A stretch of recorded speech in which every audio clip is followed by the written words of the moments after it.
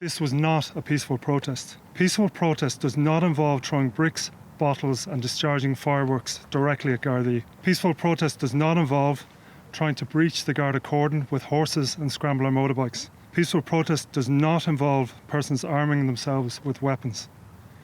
Peaceful protest does not involve burning Garda vehicles. This was violence with the intent to damage the Citywest building and intimidate those within. 6 persons were arrested and 5 males have appeared this morning at the courts of criminal justice. I am determined that further persons will be identified and brought before the courts to face justice. This violent disorder impacted the local community, business and public transport in the Sagart area, directly affecting local residents.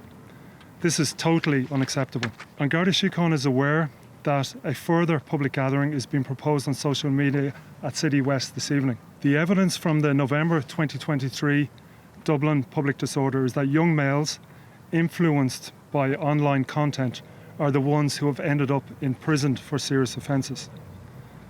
My clear message to persons attending any public gatherings is do not get involved in violent disorder. Reckless decisions in this regard may affect the course of your future. And Garda Síochána's response to any public gathering will be fair and proportionate.